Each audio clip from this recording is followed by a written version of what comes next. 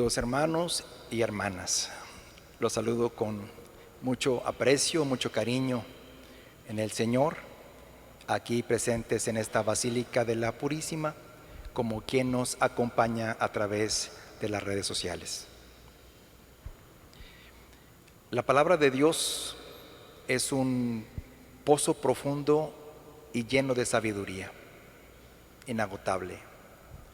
En este segundo domingo de Pascua de la Divina Misericordia, el Señor nos ofrece un texto precioso y que nos tonifica, nos nutre con su enseñanza, con su sabiduría.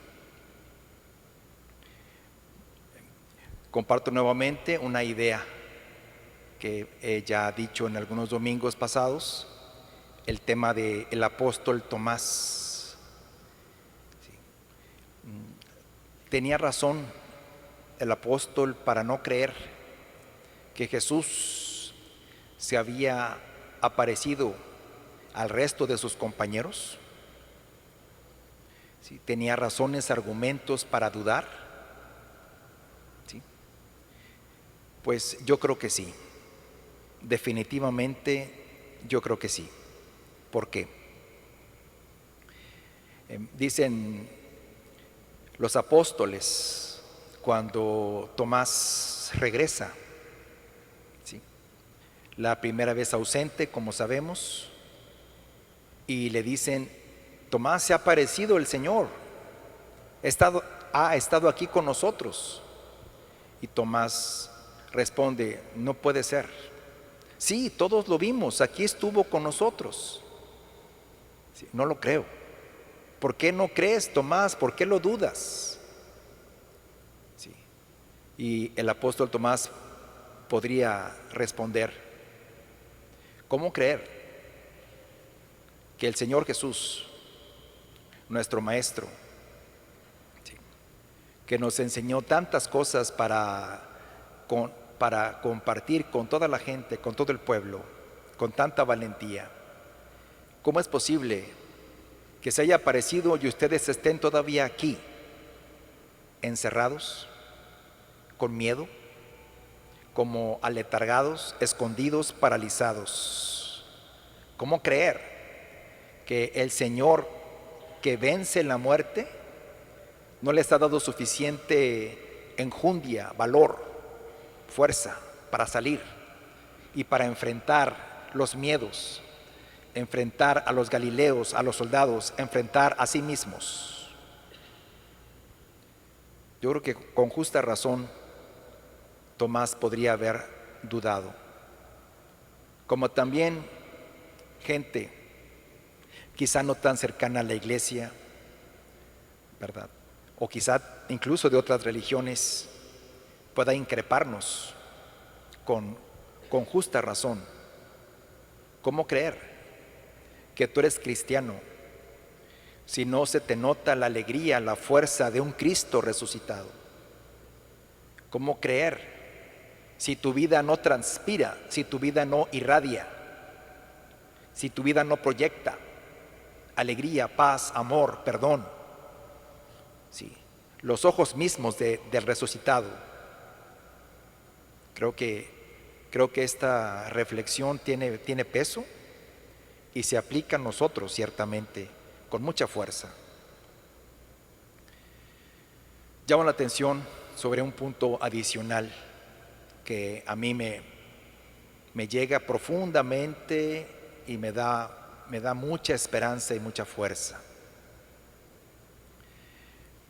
En estos últimos años, en lo particular, me ha tocado vivir muy de cerca las críticas fuertes a la iglesia en lo que tiene que ver con el abuso de menores, donde nos hemos sentido sacerdotes y pueblo tristes, impotentes, ¿sí?, con vergüenza. Y ciertamente hemos hecho mucho, trabajado, protocolos, grupos, comisiones, textos, cuántas cosas, quizá como ninguna institución en el mundo. Y ciertamente la iglesia ha servido de escaparate, de vitrina para que este mal se conozca, presente en las familias, en escuelas, en centros deportivos, en tantos lugares, incluida la iglesia. ¿Sí? Y la iglesia ha servido para que la sociedad preste atención a un mal, ¿sí?, antropológico, endémico, que tenemos que erradicar. ¿Sí? Y fíjense, y luego vino la pandemia también, que paralizó, que cerró las puertas, cerró los templos. Y hablando incluso de María Magdalena, cuando regresa del sepulcro y encuentra a los apóstoles, como Tomás, encerrados y con miedo. Todas estas cosas parecen tristes y parecen oscuras. Y sin embargo, fíjense el inconmensurable poder del Señor. Fíjense la portentosa maravilla del Señor, que incluso estos hombres, después de haberlo traicionado, después de haber huido, sí, Pedro, sí, también por delante, que lo negó, después de haber no podido resistir en la oración, en el camino con Jesús, ¿qué hace Jesús? Se presenta con ellos. ¿Qué hace Jesús? Invadido del amor que supera la muerte, del amor que supera rencillas, del amor que supera traiciones. ¿Qué hace Jesús? Se presenta con ellos, con este grupo de hombres, ¿sí?, como he mencionado, escondidos, con miedo. Se presenta con ellos. ¿Y qué les dice? La paz con ustedes. ¿Sí? Jesús regresa. Jesús regresa. ¿Sí? Como había dicho María Magdalena, diles que los veré en Galilea. Jesús regresa. Con el apóstol Tomás, que con razón o sin ella dudaba, vuelve a regresar. Quizá esta segunda vez solo regresó por Tomás.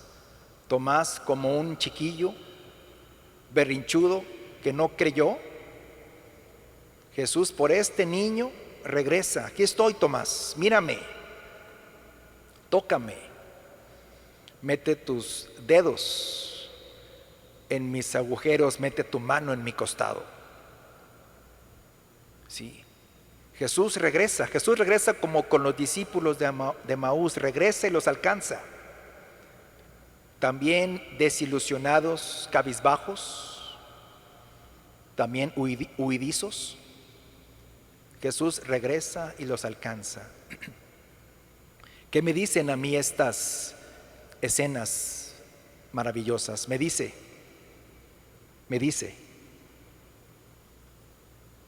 que aun cuando la iglesia pase momentos de obscuridad, momentos de miedo, de impotencia,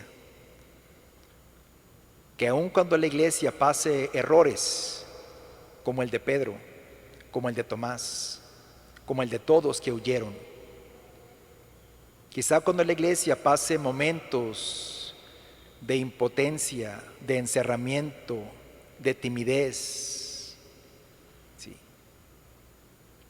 Jesús se hace presente en medio de ellos.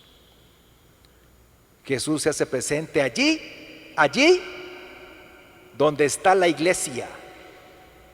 Ese momento, con toda la oscuridad que pueda tener, ¿sí?, se convierte en la madre de todas las iglesias, de todas las asambleas, de todas las reuniones donde están los apóstoles, donde está la iglesia.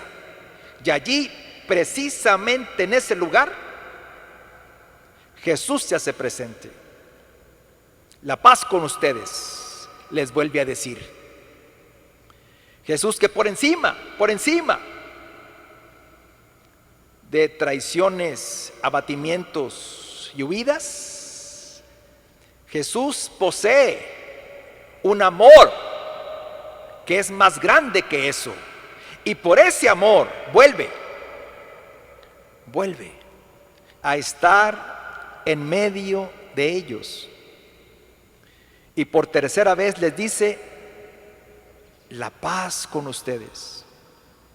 Y esta paz solamente, escuchen bien, es una caricia de Dios. Una caricia de Dios que quiere posarse por la incredulidad, por la traición, por el miedo, por la cobardía, por la falla, por la herida. Sí. Y por encima de todo, fíjense, no viene, atención, viene como resucitado. Viene como resucitado. Pero no viene con un cuerpo perfecto. No viene con el triunfo marcado en su piel. ¿Sí? Como si fuera un traje de gala, un traje de fiesta, para hacer sentirlos mal. Miren cómo estoy. Jesús llega con las heridas y con las llagas. Jesús llega con este vestido, ¿sí? Maltratado ciertamente su cuerpo, para hacernos ver el costo, el precio que tuvo que pagar. La gloria, la resurrección no ahorra, no borra las huellas. El amor no borra las huellas. Un corazón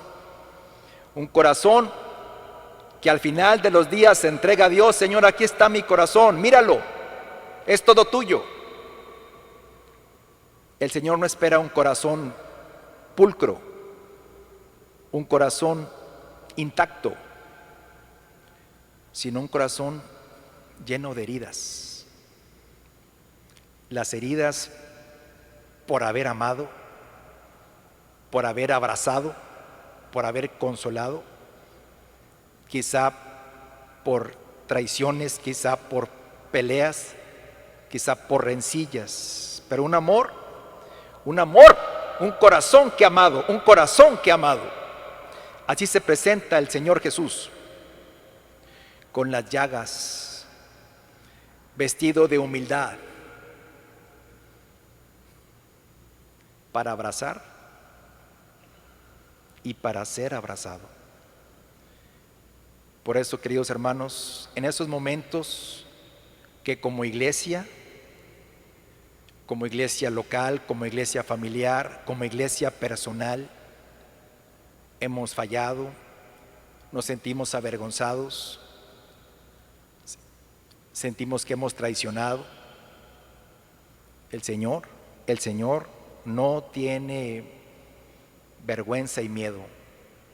El Señor se hace presente en medio de nosotros, en medio de tu familia, en medio de tu corazón. El Señor, fíjense, el Señor regresa. Aun cuando fue traicionado, el Señor regresa. Aun cuando fue abandonado, el Señor regresa. Aun cuando hubo dudas, el Señor regresa. Aun cuando hubo flaquezas, el Señor regresa. Aun cuando tú te fuiste a Emaús, el Señor regresa cuando dudas, cuando no te crees perfecto, cuando sabes que has fallado, cuando te reconoces pecador. El Señor siempre regresa. El Señor siempre regresa. El Señor no se cansa de regresar. El Señor no se cansa de perdonar. Ese es el misterio del Señor. Él no se cansa de perdonar, de regresar tantas veces como sea necesario. El Señor va a volver. Decía el Papa, me asusta cuando veo a un cristiano que se cree perfecto o que cree tener una fe perfecta, robusta, fuerte. Me asusta. Sí.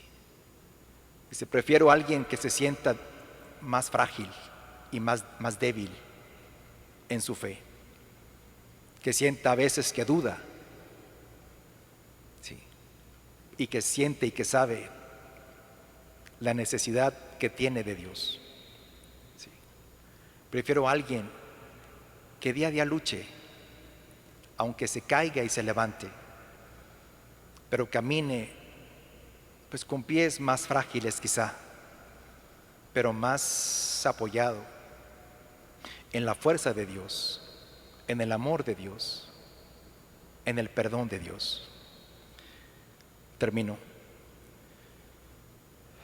Monseñor Fabio Martínez, obispo de Tuxtla Gutiérrez, comentó hoy una anécdota muy hermosa que les comparto a ustedes, creo que nos puede servir a todos. Cuenta que en una misa de hace muchos años, él era seminarista, llegó el obispo a la parroquia a confirmar. Hace muchos años, cuando había 800 niños por confirmar. Y evidentemente con tantos niños, pues el obispo perdió la paciencia y perdió la paz. Sí. No sé qué haya pasado, si discutió con alguien, no sé, pero perdió la paz. Intranquilo, sí. Llega en la misa el momento de la paz y le dice al sacerdote, al párroco, ¿cómo les voy a dar la paz? Si no la tengo, ¿cómo les voy a dar la paz? Y les dijo, el sabio sacerdote le contestó al obispo, señor obispo, no de la paz suya, de la paz del Señor, de la paz de Cristo a los demás. Queridos hermanos, tantas veces en la vida sucede que tenemos problemas, pleitos, conflictos, rencillas y no podemos dar la paz. Si no podemos dar la paz, no demos la nuestra, demos la de Cristo, al hermano, a mi hermano, a mi hermana, a mi amigo, a mi esposo, a mi hijo. Sí, démosle la paz de Cristo. Si no me alcanza dar mi propia paz, démosle la paz de Cristo. Esa es la buena, esa nos hará avanzar. Que así sea.